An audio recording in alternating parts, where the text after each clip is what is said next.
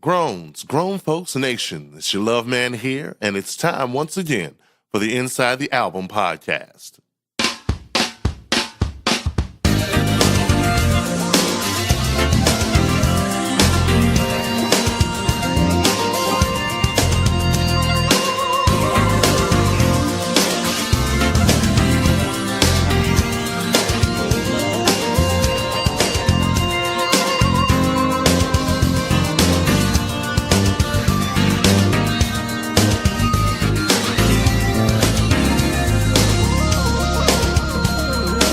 GrownFolksMusic.com. Well, all right, ladies and gentlemen, folks out there, grown folks music. This is a very special. I mean, they're all special, but this one is, I think, yeah, I think this one is kind of special. I'm just being selfish and personal, but we've got the the Inside the Album podcast for you. This episode is going to be talking about 30 years of Rapture from Anita Baker. And I am joined on this episode by none other than the Ricker that you know from GFM. Hey, man, so glad to have you here. And, let's get into this thing, talk a little bit about it. Also, I just want to let folks know there was a great article that came out by actually a friend of Grown Folks Music, Chris Williams, who writes lots of great articles chronicling, great albums of the R&B and soul era, focusing sometimes on New Jack. And this article that he put out today, he actually spoke with Michael Powell, who produced Rapture, and was a longtime collaborator of Anita's, and going back to the Chapter 8 days, and so Detroit Cats. So Rick, I'd like to start with you, being that you are a in your day job, you're molding young minds in the study of history and social studies and so forth and so on. Talk to us a little bit about, I just want to set the stage. 1986. What's the tenor of the times? What are we dealing with here? 86, man. Just from a cultural standpoint, amongst, just for us, we were looking at, in the second wave of Reaganomics. And crack was just starting to take its toll on Black America. Yeah. That kind of started meant to get our attention. And,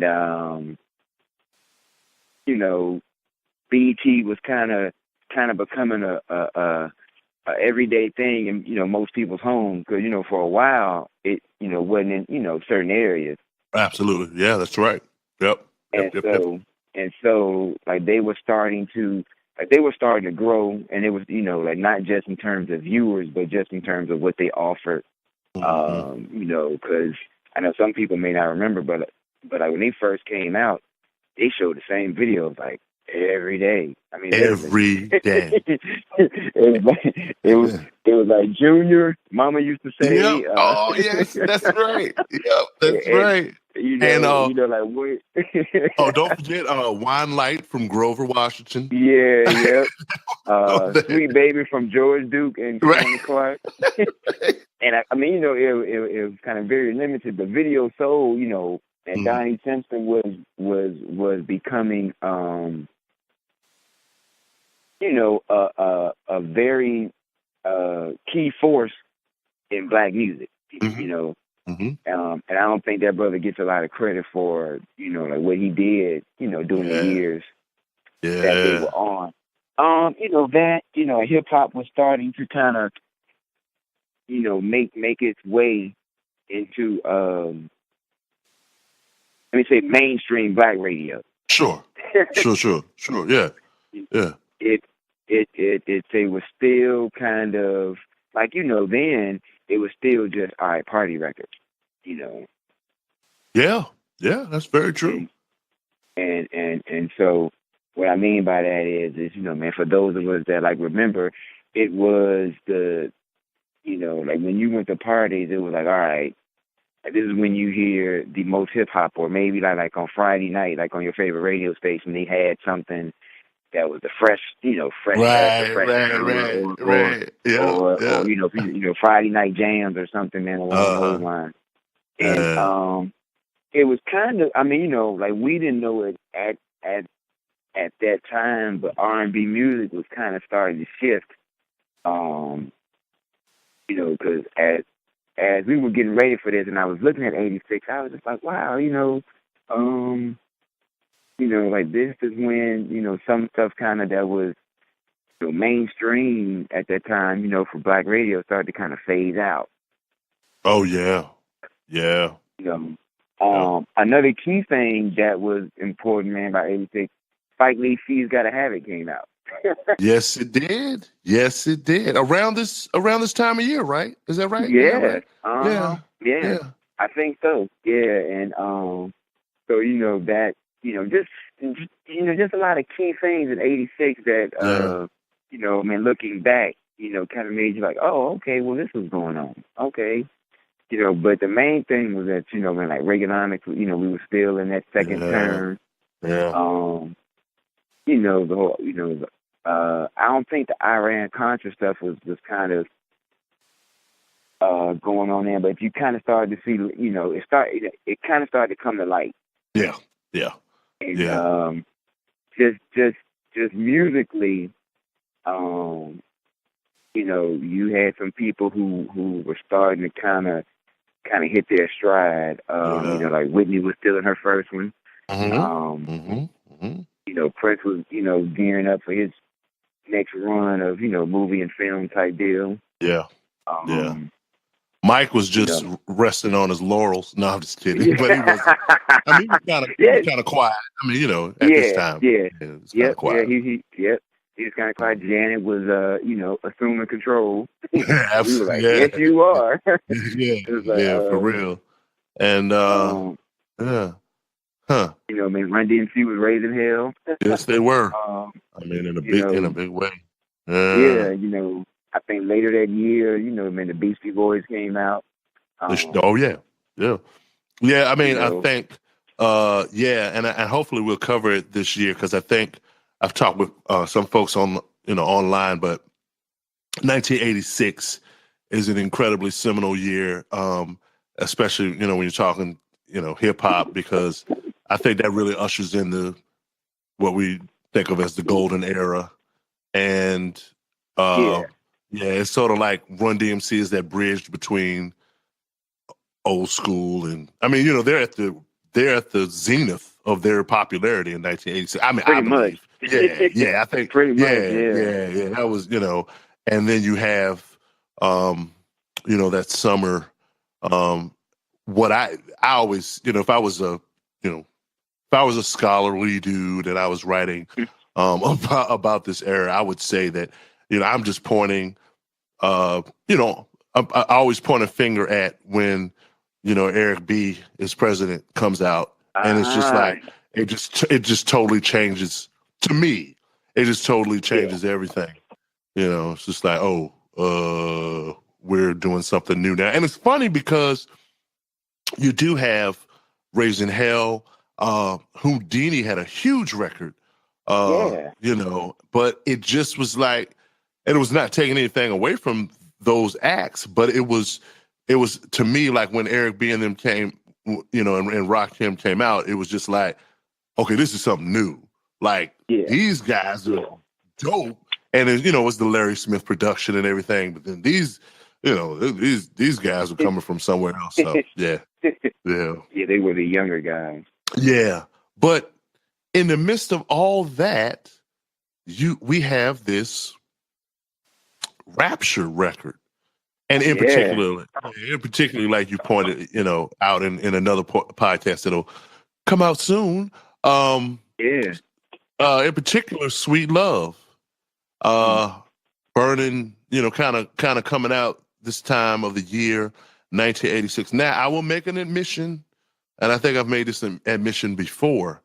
I was not a fan of Sweet Love. Let me just clear that up. I'm gonna tell you why. Okay. It wasn't that I didn't like the song.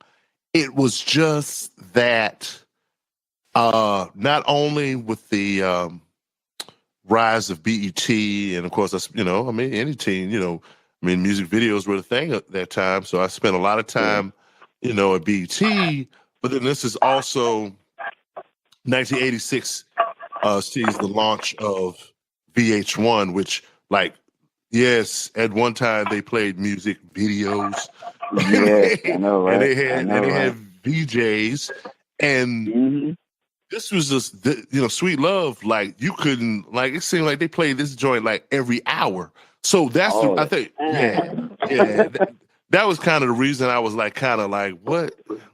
Oh man, I kind of like the song, but then I hear it every day or I see it all the time. So then I was kind of nah, that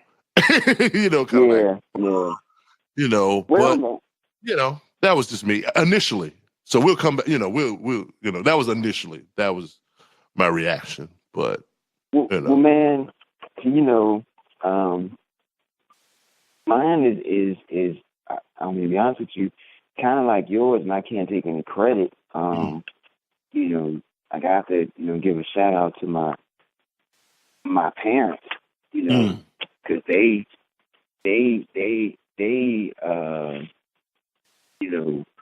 were like Anita Baker fans, and so when it came out, just that was like my freshman year of high school. I mean, I to be honest, I wasn't really checking for anything. I was all things Minneapolis. Okay. I mean, so very, very, very, very few things, outside of that, I was kind of like, oh, okay. I mean, if it was, outside of hip hop being, party records, which, you went to a party, it was cool. But this particular artist and her album, I mean, let's just be honest, that was grown folk stuff. I mean, for real. Oh yeah. Yeah. I mean, that was, I mean, I guess the best way I can, relate that to today would be your average, 14, 15-year-old being into Layla Hathaway. Yes, which would be in this day, in this day and age. I mean, I know they're out there. I mean, I'm sure they are. Yeah. But you know what's interesting about that though is that I was thinking about that very point, and kind of preparing for our chat tonight, and I realized something, and I think we've talked about this before, and I know I've written about this before on GFM, but Anita was only 27. Yeah. She was 27 years old. So, you look at the landscape now, and I'm not going to name any names. Yeah. But, I mean, we got artists that are older than, and I'm not saying based on a certain age, you have to make a certain sound, kind of sound in music. But it's just kind of interesting to me that we have so many artists now who are well over the age of 27 and making music that, it's not on that caliber. It's not on that caliber, and it kind of appeals to a 13, 14, 15-year-old demographic, if we're going to be honest.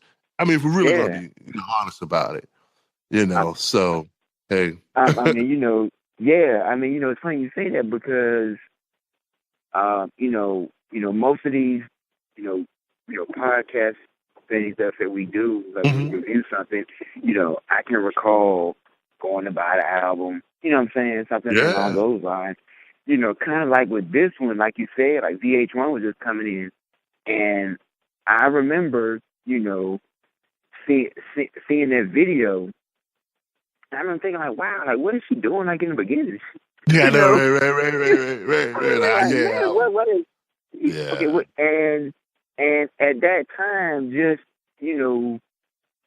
you know, like R&B video wise, this is the era of Janet, like What Have You Done For Me Lately? You know what I'm saying? You know, like female like R&B singers, it was like it was like choreography. It was either, you know, you could halfway sing and look good, Right, and couldn't sing, but right, the video was good. And with this one, I mean, she just looked, you know, she was a grown woman, you know what I'm saying? With a And dress on, like, wow, check that yeah, out. I mean, you know, it just for our age group, that wasn't, you know, like jumping out and catching. And it's interesting that you say that, they looking back, that wow, you know, her marketing, you know, people really took because I'm sure she probably had people telling her, hey, maybe you should do this. Hey, maybe you should do that. And she Oh was like, yeah, nah, that ain't me, you know. And yeah. slowly but surely, like when that album came out, I'd say, because it came out in like March, right? March 20th? Yep, March 20th, Yeah. 1986. Yes, sir. You know, Yeah. I would have to say by maybe the next school year, mid-school year, my peer group was like, you know, like, you don't listen to Anita Baker, like, what's wrong with you? You know? Yo, And that's so like funny 6 that months. man, look. That's so funny that you said that, because I'm gonna tell you, I had a similar experience. I was now I'm gonna tell you what I'll tell you what sealed the deal for me, and then I gotta back up because it's like later in time. Like honestly, Okay. for me, I got sold on Rapture. It took me a year, and Really? what? Oh yeah, and I'm gonna tell you why it took me. But it took me a year to like seal the deal. I Okay. kind of opened up a little bit 6 months in, sort of like you were saying. But what sealed the deal for me was Caught Up in the Rapture, and Okay. specifically, you know, the live performance video, and you know she comes out, and I'm like, okay, like I hear that song, and I'm like, okay, I love this, but Yeah. just like but like you, I play, you know, I was playing, you know, yeah, for some reason I was still playing sports, but I was on a Yeah. basketball team. I was on a basketball team, and you know, the whole basketball team drill back then, you know, you get on the bus and everybody has a Walkman, and you're like, Yeah. yo, what you listening to? Or what, you know, whatever, you know, it's a conversation. Yeah. And a lot of the chats, or a couple of dudes was like, yeah, man, I got that Anita Baker. And I was like, man. And I was basing it on just Sweet Love. You know what I mean? I was Yeah. like, you listen to that? And it was like, Yeah. oh no, Yeah. man. They was naming the tracks. They was, oh man, I like You Bring Me Joy, and I like this. That. Yeah. And I was like, oh, all right. And then, like I Yeah. said, then later, you know, later I got it. And then, I mean, you know, later I got into it. And then basically she turned me into a real fan. You know, like okay, now, like you, I didn't, well, yeah, I didn't have it on vinyl, I had it on cassette, but after Caught Up in the Rapture, I mean, seeing that video or whatever, then I go to the record store, then I purchase the cassette, and then I just kind of like, then, and what's so funny is I'm kind of skipping around right here, right now, but what's funny is I lived with that record.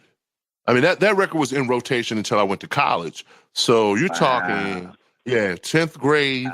I'm in 10th grade, it Yeah. comes out, and I'm listening to it Yeah. until I go to college. And then, fortunately for me, when I go to college, what, 2 months into my first semester, Giving You the Best That I You Got comes did. out. Yeah. Yeah, Yeah. yeah. So, but anyway, I'm gonna back up. But yeah, that's kind of like, I'm like you. It took me a while, and then there were, like you said, peers, which is really, like you said. I mean, you know, I can't imagine. I'm sure it happens in somewhere USA, but I just can't imagine, especially on the male male front. Yeah. You Well, know, yeah. So yeah. well, man, you know, my thing is kind of like yours, but this is, I mean, like, you know, like I've, you know, had many discussions like with you before about, you know, I said, you know, like, good music has to be taught, It and does. It does. It does. this Yeah. was an instance where, you know, like I said, you know, my, you know, dad might have been playing it around the house, you know, like in Hmm. the evening, and just one of those things. Okay, Dad's in his zone. He's Oh playing his yeah. thing, Yeah. and so, like like you're hearing this, not every day, but quite frequently. Yeah. Like I come downstairs. Oh, okay, Dad's in his thing, or Oh. Yeah. Yeah. like the album is out with the rest of the album, and you just see it. I'm looking like, oh, okay, and like I'm sure you remember, like some of our listeners may do. Like this is the era when we had record stores, and you would go in and you see her little promotional section. It would be Oh post yeah. of the album. It'd be Yeah. it'd be all Mm-hmm. design, all that type of thing. And Mm-hmm. this is, I mean, this is like when we had, you might have like 2, 3 record stores in like one mall. Oh yeah. Oh yeah. so Yeah. so so Mm-hmm. so it was around, and kind of like like I said, man, we traveled a lot as a family. So my dad had this rule where the person who was driving got to pick their music, Oh, because it very made them cool. comfortable. Very So, cool.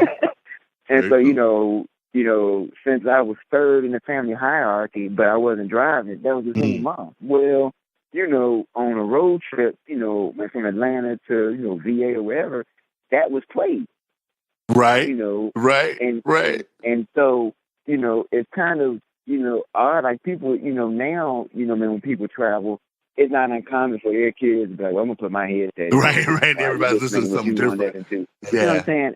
Yeah. And that's not to say, like, we didn't have Walkman, but them joints ran on batteries. Yeah, So, man. I mean, Yeah.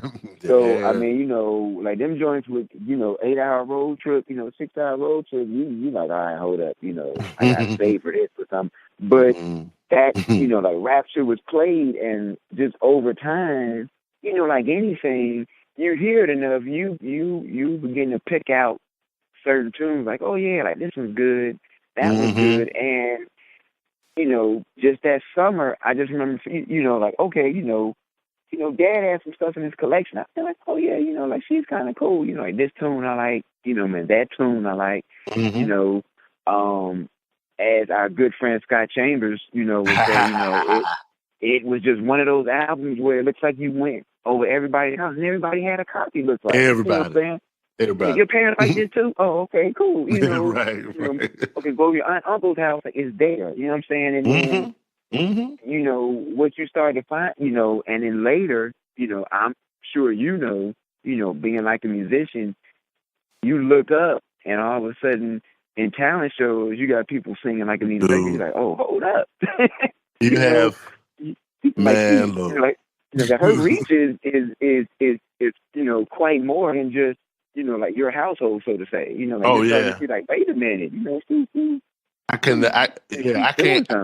can't tell you how many talent shows, I mean, yeah, we were in high school and that was that era of talent shows. And I mean, either hearing the acts, or a lot of times, myself and our buddy, Chris Red and all of us, we would get co-opted into, backing these people up. So, Yeah. I mean, I played them, and now this is hilarious. I just thought about this, but we, a couple of us guys in high school, I stopped playing basketball my senior year of high school, and a couple of us, about 6 or 7 of us, got together and we formed. Our school didn't have a pep band, so we decided to form a pep band. And I don't know to this day how they trusted us, but anyway, they did.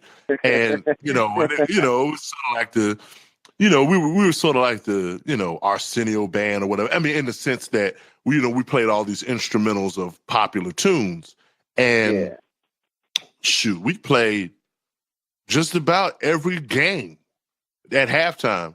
Somewhere in that set, we'd play "Caught Up in the Rapture," and if we didn't play it,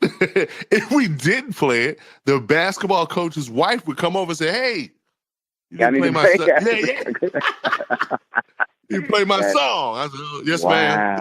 Yeah. So yeah, it's it's.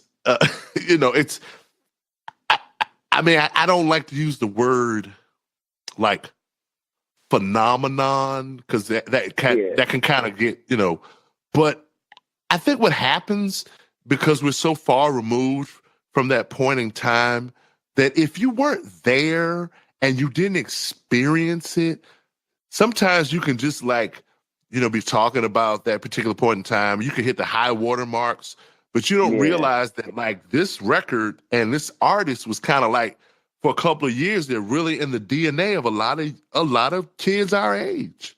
Yeah,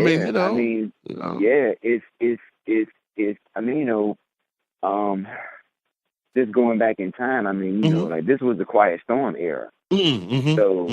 So a lot of her songs, even though they weren't singles, they were being played. And this wasn't like, for us, man, looking back, this wasn't her first album. No, it wasn't. It wasn't. This was her second one. So, for, people like our parents' age and older, they were familiar with her. We were just new, coming to the party like, oh, yeah, Anita Baker.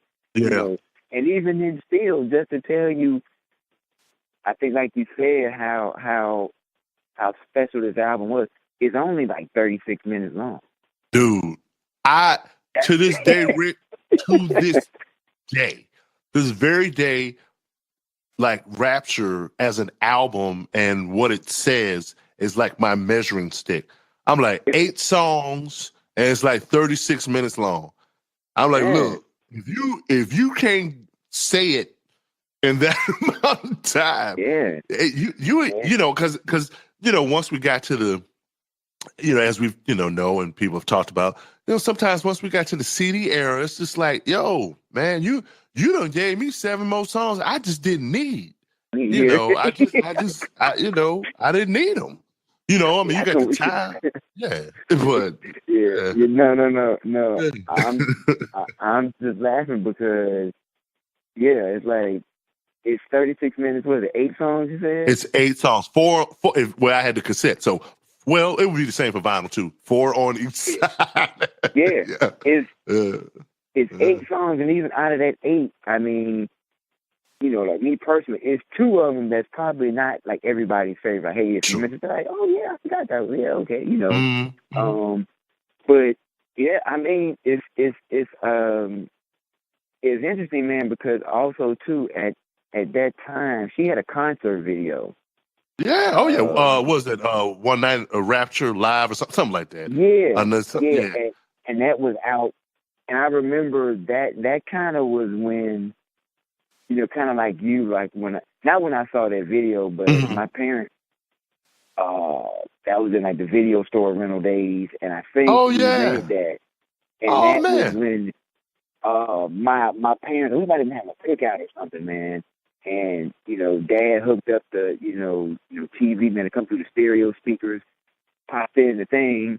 And all the adults were like raving about it. I was like, wow, like this is kind of, this is kind of dope. I wonder if that's out now. I never even checked to see if it was out. I believe it is. Okay. Okay. Because that's where that. That's where that Rapture video comes to, and then they spliced in other stuff, other B-roll or whatever. But I want to say it is, and I want to say that not only is it out still or circulating some kind of way still on video, but I know it's on Spotify. I think they have the soundtrack. They just took the audio. Yeah. And that's, it's an album, as well. And of course, I didn't know it at the time, but she had freaking Gerald Albright on bass. Yeah. He played sax on. You played the sax solo on "You Bring Me Joy"? On the live thing. That's Don Myrick on the record. But Gerald played it live because on that song he just puts the bass down. He just puts the bass down there for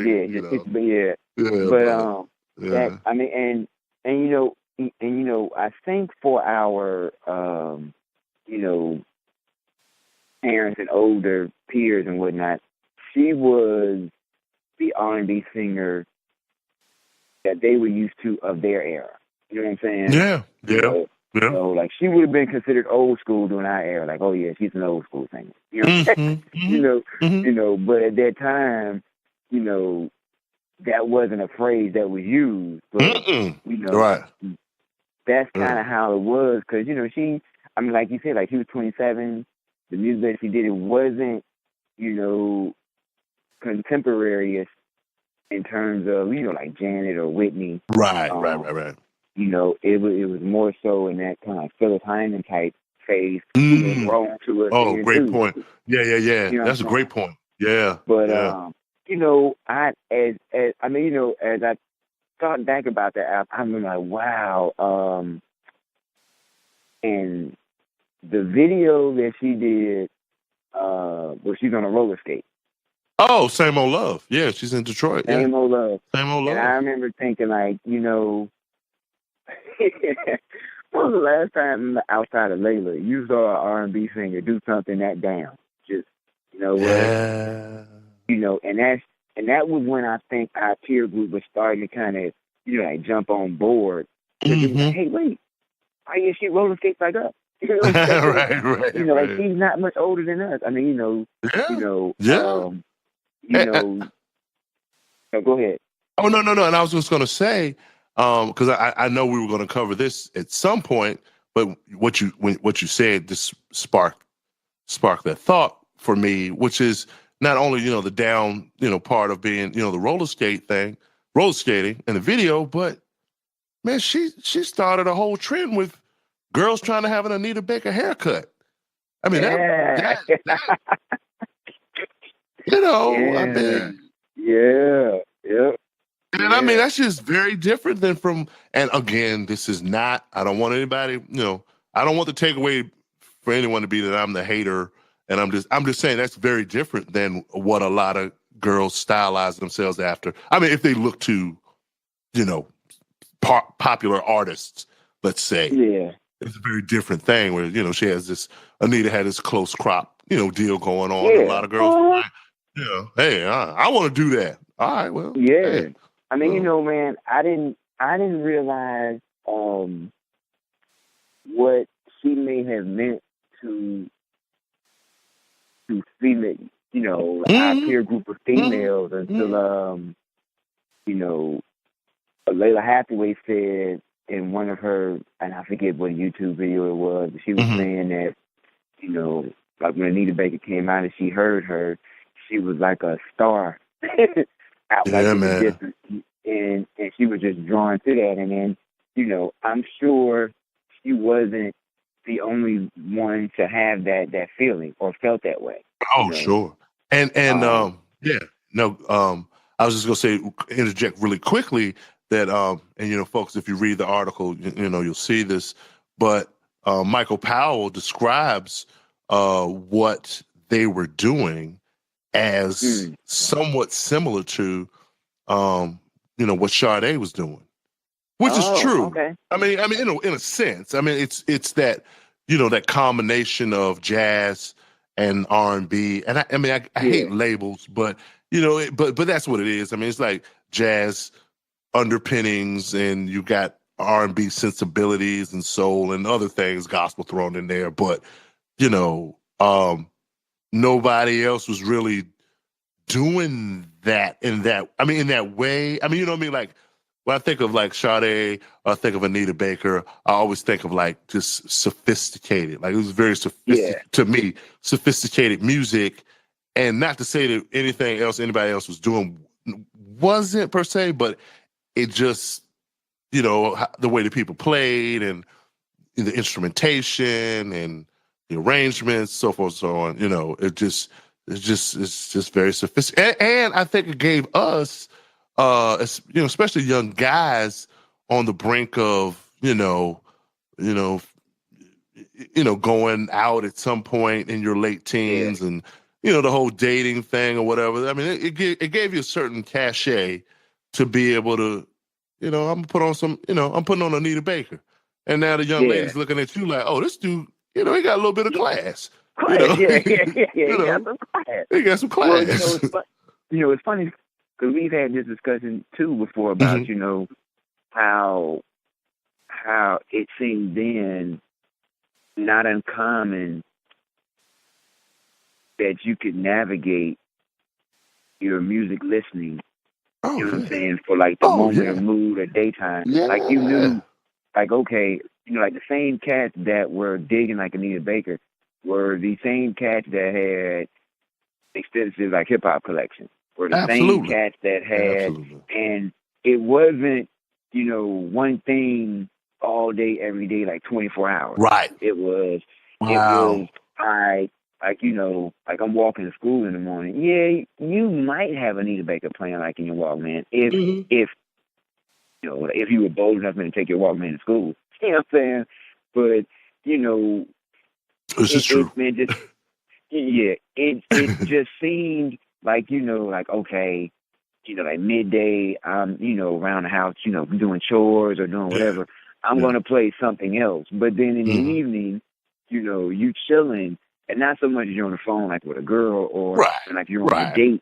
Right. But you're just chilling, and you're like, okay, I'm going to put some Sade on, or I'm going to put like Anita Baker on, or say, you know, and then it just seemed like you said like once before, like we could easily do that. And then it wasn't just, you know, like the music cats. It was, you know, it seemed like everybody could do that. Everybody did it. Yeah, I mean, those same guys, you know, we on the basketball team or whatever, or even other, you know, my other friends, or, you know, whatever. Yeah, I mean, it was like we got the Anita stuff, we got the Sade stuff. People had Whitney. Some cats who was really on the whatever had Luther. You know, but at the same time we had, you know, we had Run. You know, we had and then, I mean, especially when you start talking about 86, then you definitely, I mean, a lot of people definitely had, like I said, Run DMC, Beastie Boys, LL, the first the first Biz Markie joint. Oh you know, I mean, all kinds of stuff. And I mean, and you still had you know, going on the R&B side of, you know, the tree or whatever, you had Janet, and then you had you know, the girls who and I mean some guys too. I mean, I won't you know, we'll do a podcast on one day, but you know, New Edition. I mean, you know, they you know, they're hanging around, and I mean, so I mean, it's quite a diverse era, so to say. But, well, that's it. If Sweet Love wasn't your favorite, you know, initially, and then when you heard the album, like what? Because I'm sure that still wasn't your favorite, like when you heard the album. So what was the one that kind of got you like, oh, I'm checking this out? I think, was it Caught Up in the Rapture, or was it absolutely Caught Up in the Rapture. And I'm gonna tell you, I'm a very strange creature of habit. My listening habits are very strange. Because the reason I say it's strange is because what happens with me, and maybe other people do this too, what happens with me is I will get stuck on something, like an album, and I'll purchase it. I'm just stuck on one track. So I'm like, I'm not listening to nothing else. And then what happens is, it happens every time. Something will happen, and I'm listening, and I'm, you know, back in those days, rewinding. Rewind. And it's happened to me a bunch of times. I'll be listening to something, and all of a sudden, I might fall asleep. But the music is still playing. And then, you know, and then it might have, I probably had an auto reverse deck. So it probably flipped sides. And like, I'm like sleep, but I'm like subconsciously hearing this stuff. And then I think after that, I just kind of started to explore the album more. So I would tell you, I mean, Sweet Love Sweet Love, Sweet Love had a revival of sorts for me, where I saw it in a new light, and then I started to like it more. And that was because about a year or two later, you know, the Junkyard Band does a cover of it. So I was a big go-go head, you know, as a kid. So I was like, I like it now. But you know, going through the album, you know, of course I tell you what I loved was Mystery, because I knew the Manhattan Transfer original. And so when I heard it on Anita's I was like, yo, I know that. That's Manhattan Transfer. Now, at the time, I didn't know Rod Temperton had written it, but I mean, I'm saying, oh yeah, that's a Rod Temperton joint. But I mean, I didn't know that when Manhattan Transfer did it. And then, of course, when I had the Rapture album, I'm reading in liner notes like we do, and I said, oh man, it's Rod. No, it's Rod Temperton. Oh, that's dope. And then when you listen to it, you're like, yeah, that is. I mean, you're kind of like, yeah, it does sound like him. I mean, it's almost like similar bass line to Off the Wall in many respects. I mean, it's kind of syncopated thing. Yeah. Isms. Yeah. And I loved Same Old Love. Bass. Yeah. I mean, the video as well as just the bass work. I always loved that bass line. I just thought that was fun and funky. And what's funny? A lot of girls. I mean, I understand. I mean, I'm sorry, women, ladies. I love you, but I always thought of like "You Bring Me Joy" as like a girly girl song. I mean, I liked it, but it was just never. It just never. I mean, I liked it. It was pretty. It was sweet. But I always waited for the last notes, and for that saxophone to just kind of trail off because I knew Rapture was next.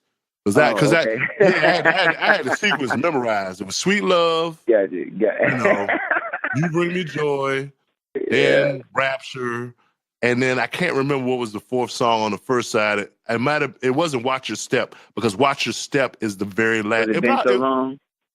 It was Been So Long. Been So Long was which I adore. That's the other one. That's the That's you know what? That's the Can't Help It of Rapture. Yeah. That's what is. I was gonna say because that's my one. That's the one that I did, and that was my favorite. But that's the one that it seemed like like when you start to get some gigs under your belt, man. It's like every band is playing "Been So Long." Right. That's the hip tune. Yeah, that's right. It meant just like everybody was like digging, like all the cats, like everybody else was digging "Sweet Love" and like "You Bring Me Joy." But like you said, like that's the Can't Help It of that album. It was like all the cats were like, "Yo, like Been So Long." Right.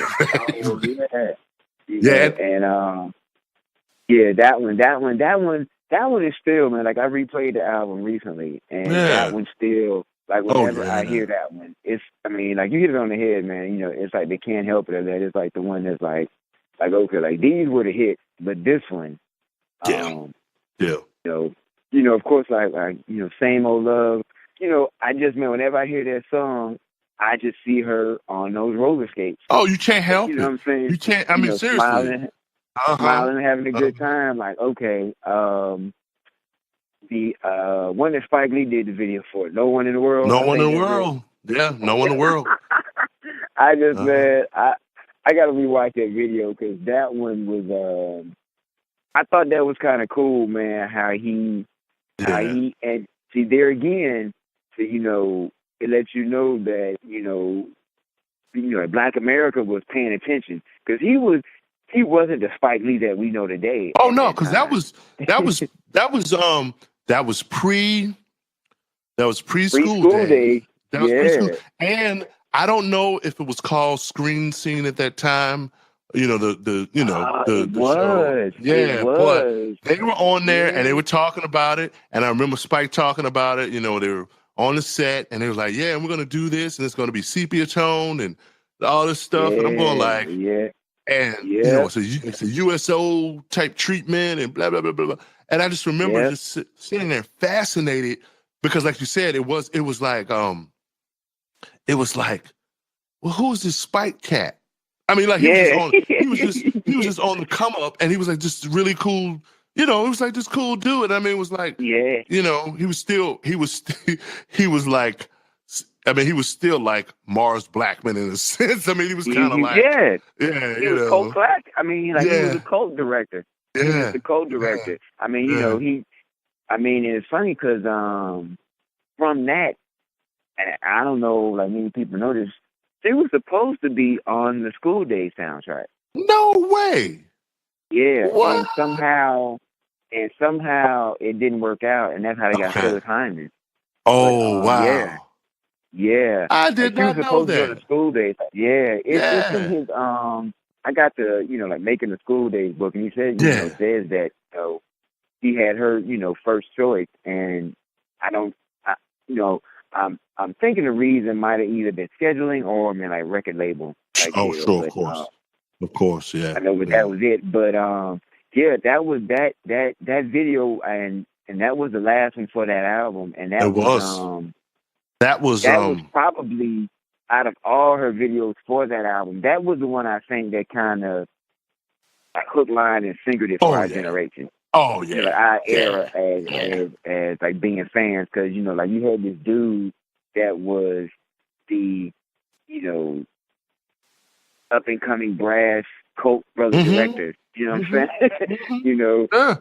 Yeah. And he had done this film that was very adult, and it did well because it was independent. But the next one was the one that Dude. kind of made like everybody kind of and being that he did her video, it was like and mind you, not to get off on Spike, but this No, you is good. her video, Jordan commercials, School Days. Oh, absolutely. Absolutely. And That was it was all there, yeah. yeah. And Yeah. I have to applaud her too, because there again, she was kind of on a roll at this point, Oh man. because this one like Man. this video was done in '86, and she could have gone with any director, man. But Yes. she went with Spike, and I'm sure she probably helped him more than he helped her. You know you what? know, Yeah. you Truth know. be told.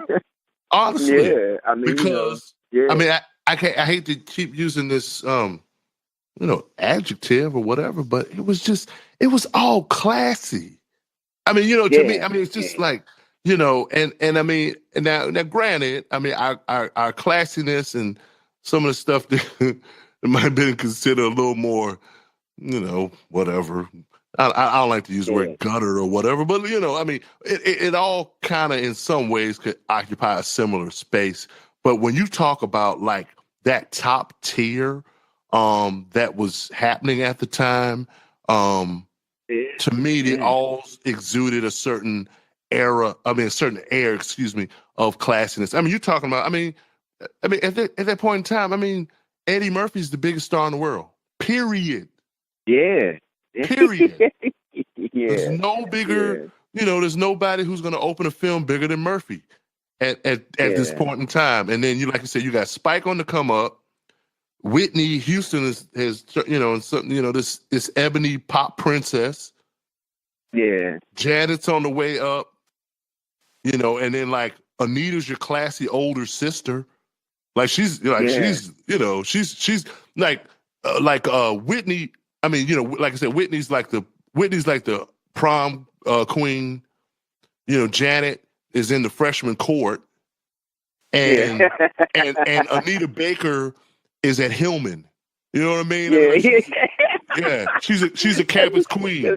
You know? yeah, yeah. Yeah. That's like the best of that. Like Janet is the girl like in your freshman class, and Yeah. so Whitney might be the like you say the homecoming queen, but like Yeah. Anita Baker's the girl that's Spelman or Hillman. Yeah, exactly. Like, Right. Yeah. Right, exactly. And it's funny you say it, because that summer I remember Ebony did a cover story with the three of them on the front, and it was like, who's the top R&B singer or something. And I remember my dad, was like, that's an unfair comparison, because they, like they're all do the different. same type of music. Yeah, they're all different. Yeah, all very different. But there again, like you said, and then like I, keep driving this nail in. It's like, man, good music, has to be taught. And that was one of those things, like when he said that, that's when I, kind of, like subconsciously was just kind of, it was there, and then it dawned on me, like, you know what? Yeah, he's right. Like this is different. It's all R&B, but like she's not like her, and she's not like her, and she's not like her. Wow. But at what they do, each did a certain level of caliber and quality work.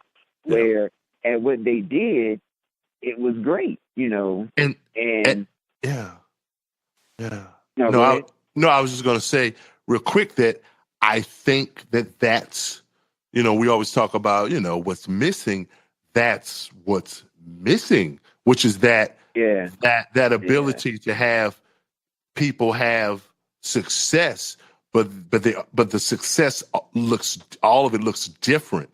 And now what we yeah, have is just a lot of people repeating the same formula because it has become so much more, it's focused solely on the success and the whole kind of like mystery or whatever of just people going into a studio and just like really like creating their own sound and their own lane is just really not a whole lot of. I mean, I'm saying on the popular side of the world, yeah, man. mainstream, yeah, Yep. It's funny because if Anita Baker would have come out then today as an artist with that album, she would be a B-side artist.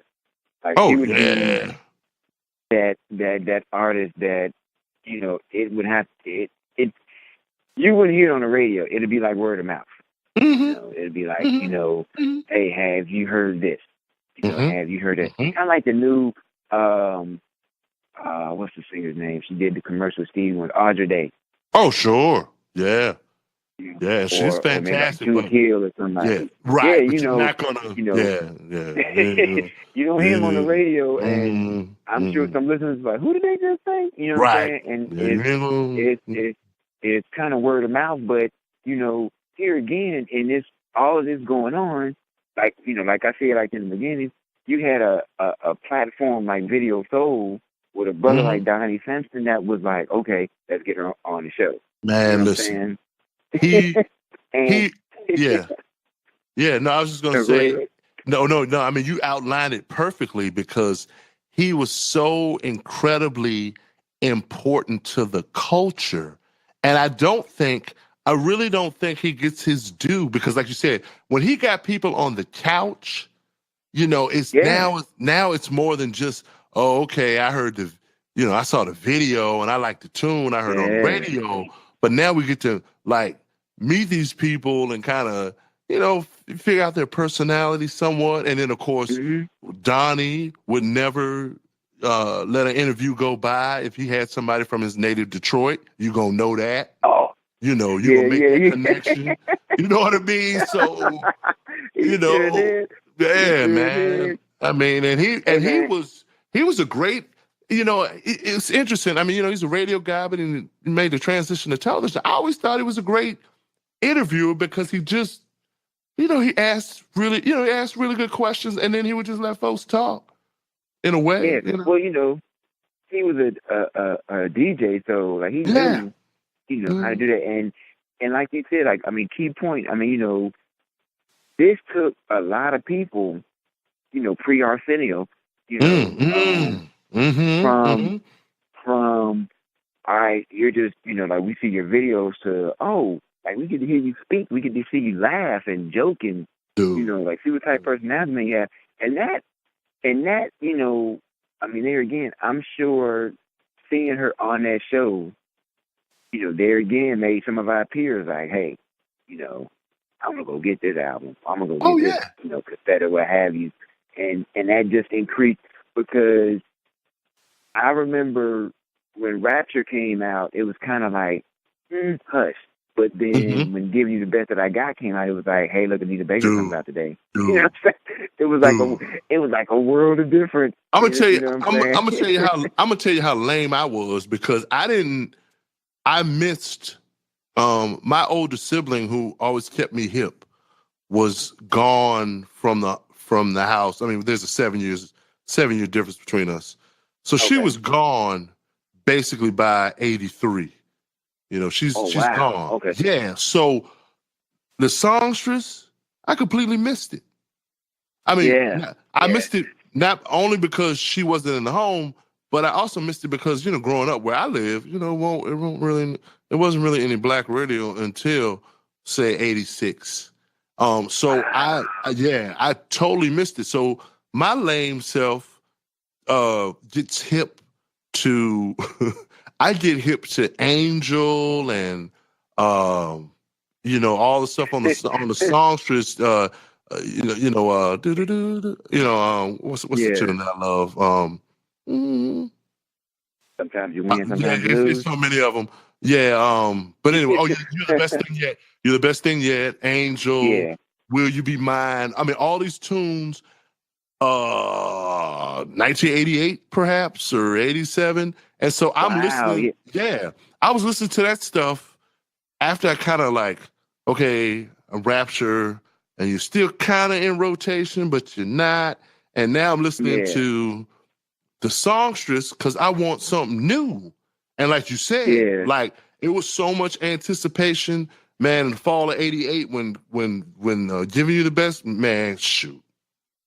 It was just known, and then it was like kind of an event, and like I said, BET was a big part of that because they're like hyping the joint up, and you're like, yeah, man, I gotta go get this joint. So and it's funny, man. Like looking back, I can't say that we may have taken it for granted, but it was such the norm. So you know what I'm saying? Like, like we just, we didn't take it for granted, but it was the norm, and maybe we just didn't realize how rare and special this was until now that we don't have it. It's like, wow, that was rare and special. It's true. It's true. Not that we missed it and didn't appreciate it. It was like, okay, this is like the norm. Like this is like the standard. Like this is like how it's supposed to be. Because like you said, like when you got into those other, Songstress albums, it was there. We just didn't know it because we got to the party late, and it was like, hey, okay, well, now you're at the party. She has another album. She does? Oh. Yeah, I know. I was like, she does? Oh, well, let me... And you know what? Go ahead. And then, like, when you get into that album, you're like, oh, okay. So she has 2 albums. The first one is dope. The second one is doper. Wait, there's a new one coming out? Oh, this is going to be fantastic. I can't wait to hear this. Yeah. And it was. It really was. And it was just like, and, I hate to keep harping on this, but people, it's kind of cliche now. Say, oh, yes, Anita Baker is so fantastic. This was in, like, the heyday of, like, Janet, Mike, Madonna, Prince, New Jack Swing. Like, all this was going on, and it was like, oh, yeah, by the way, she's dope, too. Oh, yeah. Yeah. She's and for me and perhaps a lot of other people, Anita, I would say, in no small way, was a gateway for me because I would listen to her, and then I'd often, read interviews or watch interviews, and I mean, there was a time I really would hang on, she's gonna be on something. I want to hear what she got. I want to hear what she got to say.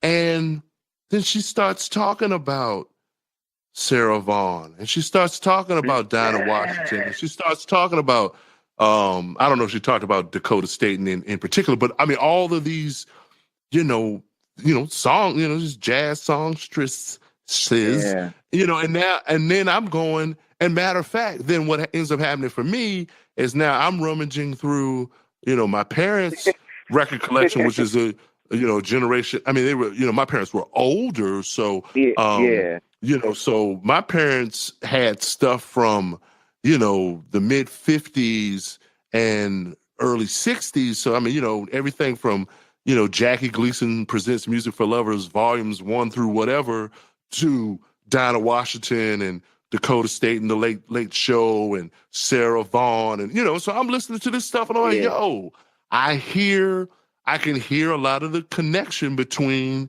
what she's doing, and this stuff. So, it's man, and I guess like I just said, a minute ago, it was such the and not every singer was like that, but Right. because she was, around at that time, we were just like, okay, this is the, like cowgirl work, we expect from her. And then it wasn't until she, that post compositions era where she took a break, got married, had some kids and all that, that, like people looked up and were like, hey, you know what? Like, where's Anita Baker? Yeah, man. Oh yeah. And then that, and then went to recent years, like when they did the tribute for her, people were kind of like, oh yeah. And it's like, man, we got to do a better job of celebrating our heroes. Got to. And the irony of ironies, which I don't know if it's lost on anyone, but perhaps me. Speaking of, because I was thinking about your Walkman comment, when I was at some liberal arts university in Virginia that I spent a little bit of time at, and then I had to leave because I had so much fun. But no, Yeah. I my morning ritual for about, I know I got on my roommate's nerves, but it was a while. It had to be like a month every day without fail. Every day, getting ready for class, I would wake up and I would listen to Angel. No lie. Wow. Like every day. I know he was like, would you stop playing that stupid song? But the irony of ironies is that how many years later is that? 20 something, not quite 30. And of course they had to put it into the adult box, which I think sucks. It's stupid. It's a great song. What is this, 4 weeks in a row that Layla Hathaway's been at *1 with her cover of Angel? Oh, really? Wow. Oh, yeah. Oh, yeah. Wow. Number I didn't one. know that. Mm-hmm. Whereas, I have a long commute into work, work and taking my daughter to school. So, I'm forced often to listen to radio, which sometimes, I could plug my phone in and listen to Spotify. Yeah, I could do that. But I listen to radio and without fail, like where those shows, and I ain't gonna name them people's names, so y'all know them, but where they get on my nerves a lot because they don't play like new music, or if they play new music, it's not very progressive. It's like the same old, but they've actually gotten behind Layla. I will hear that. And that speaks a lot. That speaks volumes of, I would say, Anita's legacy. It's a different album, but artist-wise, she still garners, and rightfully so, she still garners a certain level of respect. And it didn't hurt that, Layla put, obviously, her collective feet into her version, and it's freaking awesome. Well, but yeah. Well, man, I think Anita Baker legacy, man, like when you mention it, and this album, like every artist has that album that kind of, like this, that mainstream media will say, well, this was the one. You know what I'm saying? And I think, for her, this was her Thriller and Purple Rain. Oh, absolutely. Absolutely.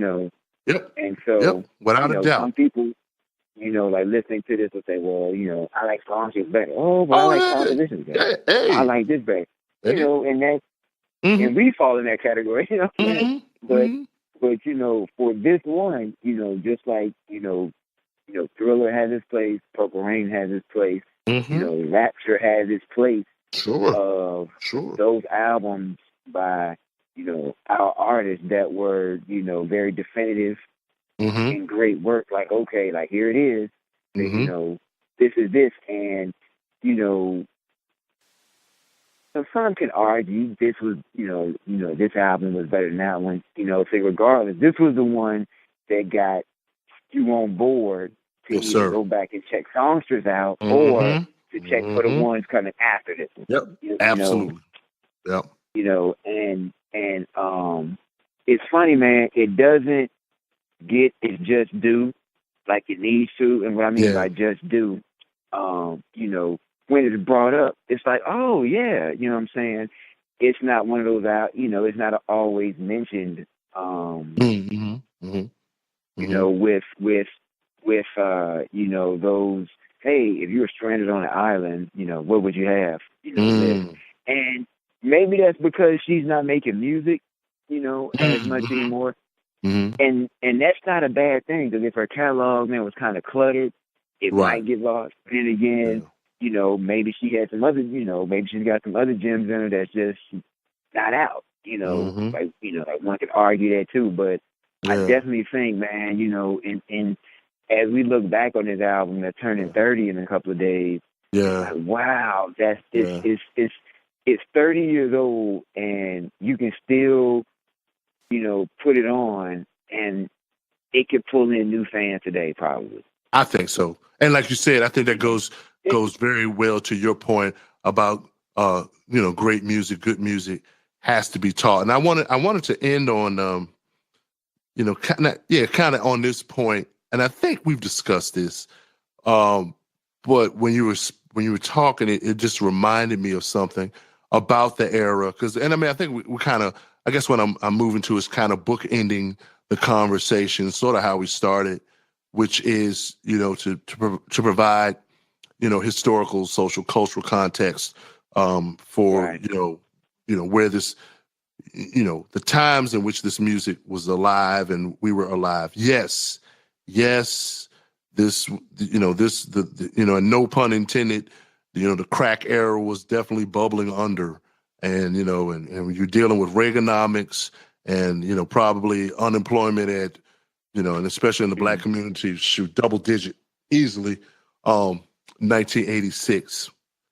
Um, but one of the things that I often think about with not only Rapture, but just Anita Baker as an artist as well, is that I believe that Anita and some of other artists too, um, but Anita in particular, for me, she represents what I felt was part and parcel of our experience growing up in the 80s, which was I felt that for there was still that tinge of being aspirational in the black community. Yeah, I really yeah. Oh, believe most that. definitely, Yeah, and most I feel definitely. like this music really served as a soundtrack for that. I mean, people get into all these discussions today about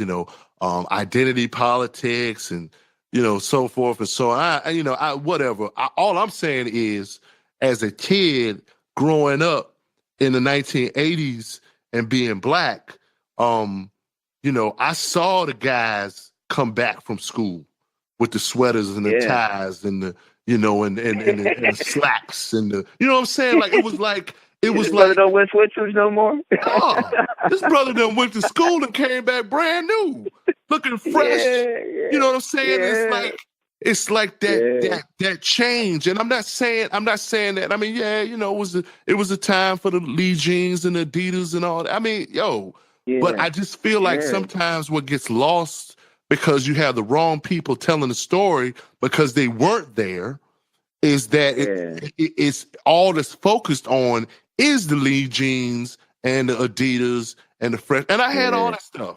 I had all of that. But at the same time, I had the other side, which was like, okay, well now at some point you 16, 17 years old, you're gonna be you're preparing yourself to go out into this world and to try to navigate this world. And you know what? Sometimes it's nothing wrong with knowing the game and you know playing your part or playing your position.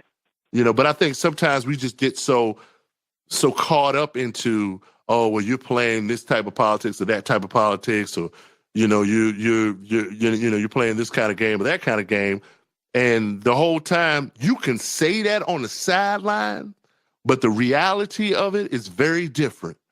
And I just think that how that ties into this conversation is that when you when you listen to this music, you listen to this album, and you looked at her as an artist, like we said from the top. She comes out in this video, we don't really know, but she's got a dress on. I mean, an evening gown. I mean, if you want to be specific about it, it's an evening gown. Yeah. And you're like, whoa, hold up. And the dudes in the band, I mean, I think they had some band shots or whatever. If they didn't, it almost gave, like, these cats got on tuxes or something. I mean, it's like this whole, like, thing. And it's like, what is that? Yeah, like, what is that? And then you go like, oh, that's what, like, oh, okay, that's what, like, the adult cool. Okay, that's what they do. Yeah, basically, yeah. But I mean, I don't know. I just wanted to interject that because I feel like sometimes, like in 2016, everybody's just trying to,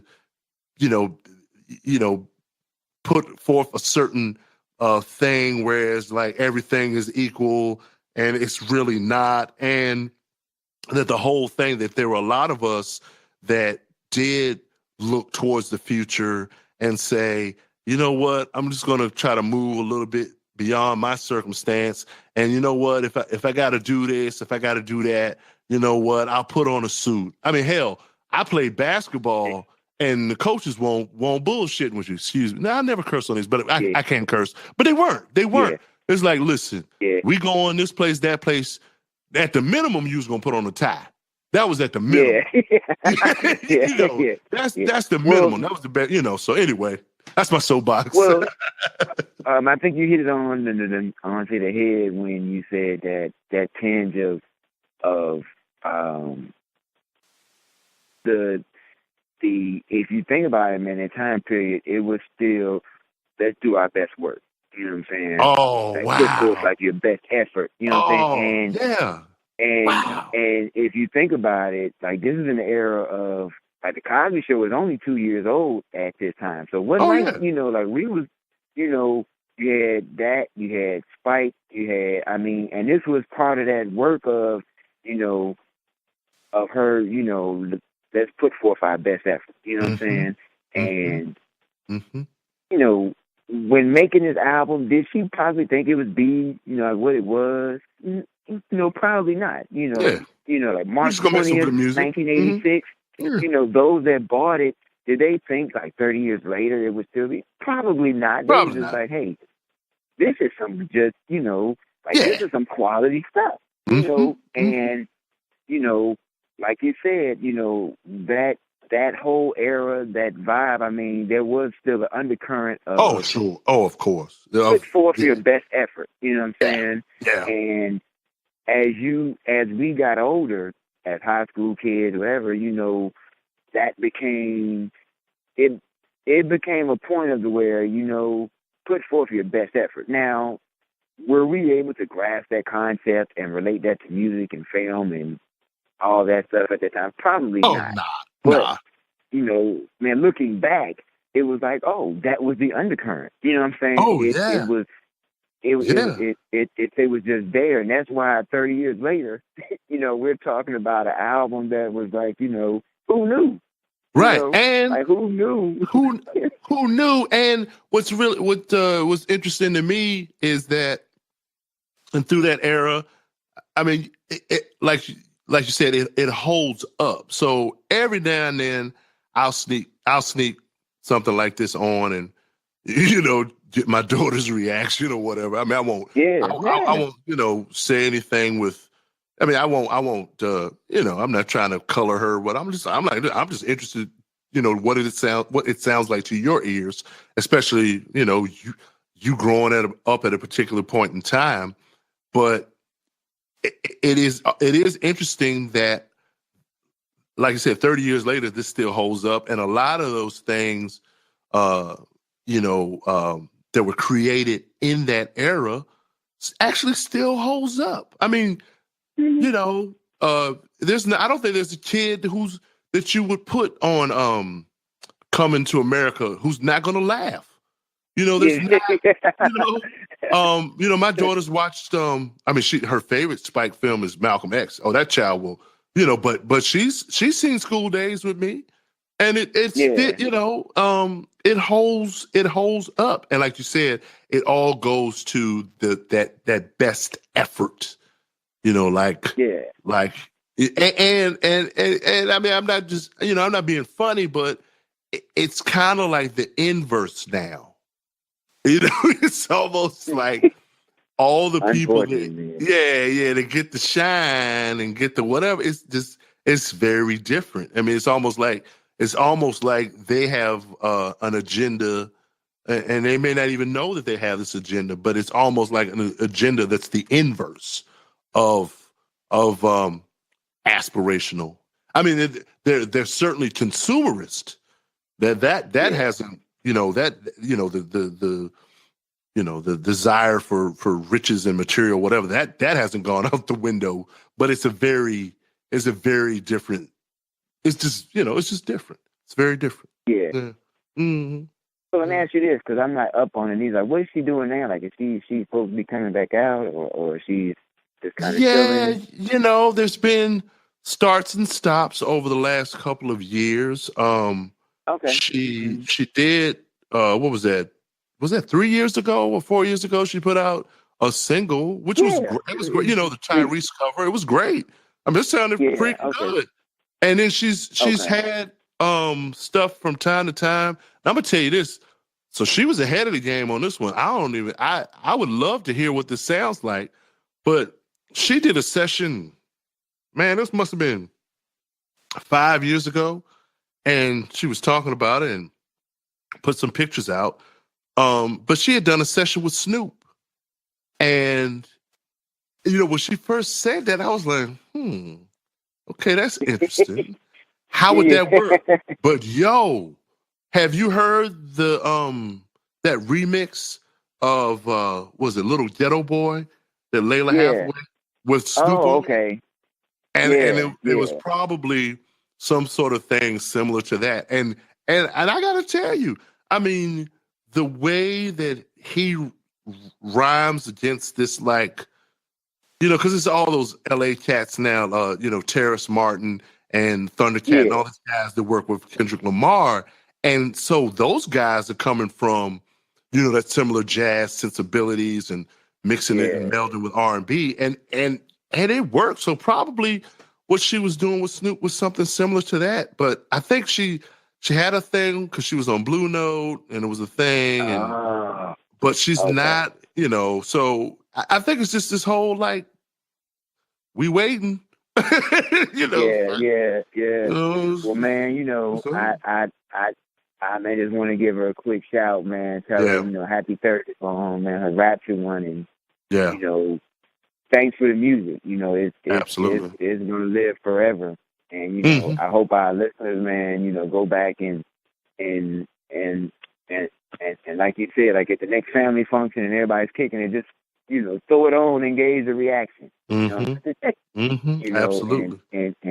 And see what happens, or like you around the house on Saturday doing chores, or the kids doing homework during the week, or cooking dinner or something, man. Throw it on and gauge the reaction, or just just do it anyway. Take a trip down memory lane. But it is definitely, man, one of those ones that if you don't have in the collection, I'd encourage you to go get it. If you need to repurchase another one, hey, nothing wrong with that either. Not at all. Not at all. It's been fun, man. Going back, man, thank you for asking me, because I didn't realize. I knew it was 86. I just didn't know when in 86 it was. But yeah, man, like this is one of those ones that this you got a winner with this one, man. Man, I know we did the compositions one, and that's our favorite. Our favorite. But like this one, man, got to give it its just due, because it's just one of those things, man. It's just part of our era, and it's an important piece, You're right. No, absolutely. I mean, like we came up with some gems Thriller, Purple Rain, this, to Take the Nation of Millions, man, some other ones, and this fits right there in there, and it holds its weight. I mean, mm-hmm. It holds its place and its weight, man, and happy 30th, man, of Rapture. I'm glad that I was able to kind of experience that as it was happening. Man, what a time! Yeah, what a time. So we are so glad that you could join us. All of you all who are listening, we're really gonna celebrate on this day on the 20th and get this out there, and hopefully maybe even get this to make the rounds to Ms. Baker herself. But all of you all who are listening, please hit us up, tweet us, send us a message, something in the comments section about your thoughts about this podcast, your thoughts about the album in general. We read and respond to lots of stuff, so it won't go unheard nor unseen. It definitely won't. And so, we were just glad that we could get together and put this together and celebrate this, seminal album, Rapture, 30 years, Anita Baker. And so for all of us here at Grown Folks Music, grownfolksmusic.com, I am your love man, along with the Ricker for the Inside the Album podcast. And we will catch all of you all the next time. grownfolksmusic.com